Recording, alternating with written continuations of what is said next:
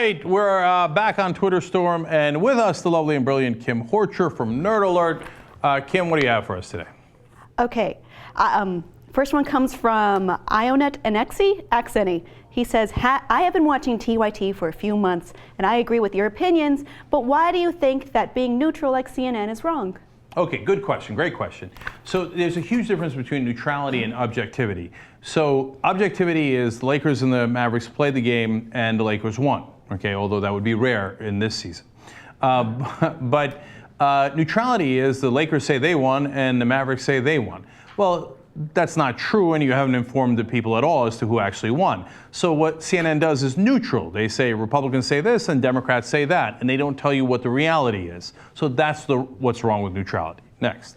At Kyle P3 asks, what happened to the Glenn Beck "Get Off My Phone" clip from the soundboard? I've never heard you use it more than once. Hey, you know what? Who's Kyle? Next. Michelle asks, others said before that you're like King Robert of the Game of Thrones characters, including yourself. I think you're more like Tyrion. Thoughts? No, I love that. I want to be Tyrion. So, like King Robert, I like the conquering part. I'm not sure I said I was King Robert. I don't remember. You did. Oh, I did? You okay. definitely did. Okay, God bless. I like the conquering part, but the part I'm not like King Robert is I don't mind ruling. I mean, it's a pain in the ass to, I not a big deal, but I'm kind of a boss here. And it sucks in a lot of ways, right? I don't like being boss. I don't like making decisions that affect people's lives. Like it's painful, right? But on the other hand, I don't want somebody else to be in charge and lead us in the wrong direction. I want to lead everybody in the right direction as far as the best I can do. So that's why King Robert's not a great analogy. Can you tell I'm taking this question a little too seriously? So I see all the angles like Tywin Lannister does and Varys does and stuff, but I'm trying to do the right thing. And I'm not like Ned Stark, like, I am honorable, duh, okay, let me go get my head cut off. So I think Tyrion's probably a good balance. He seems like he wants to generally do the right thing, and he's a smart guy that can see all the angles. So I'm happy to take that. Next. I was surprised you didn't choose that for yourself before. Okay. Emmy Brown asks, hi Cenk, I'm moving to LA to start my PhD. What is the best place to eat in all of LA? Thanks. That's a nice question. Look, I love diners, so I can name you about 12 different diners here. But probably my favorite is Cravings Restaurant. It's on Sunset. So when you get here, it's got a good view, it's got good food. Random plug for them. You asked. Okay, next. Ashley Silverhammer asks, what is your stance on embryonic stem cell research and why? Also, you're awesome. I think that's it. Go! She put a hand gesture in there, so okay.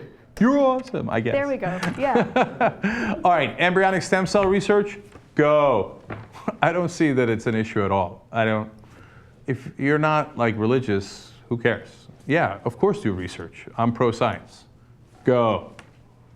Sophie H. Sockbakken asks, Thor's hammer, Mjolnir, seems to be your go-to when talking about how religion is ridiculous. Is there a particular reason? I am Norwegian. Okay.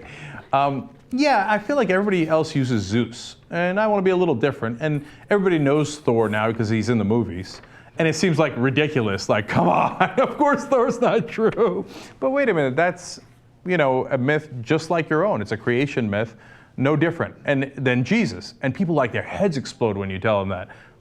But that's the case. That's the creation myth of the area around Norway and the area around the Middle East, the creation myth of Judaism in the beginning and then Christianity and eventually Islam.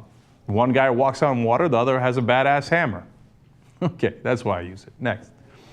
Aladdin asks, TYT's strength is in their independence. What if YouTube owners, being from the 1%, would start putting pressure on you guys? Damn, that's a tough question. Okay.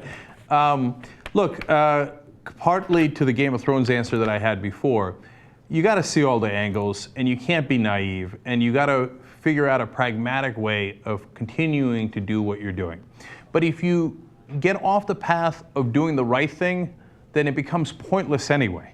So what's the point? To make money? We all could have made money in a lot easier ways. I was a lawyer. If I stayed a lawyer, I'd be plenty comfortable right now.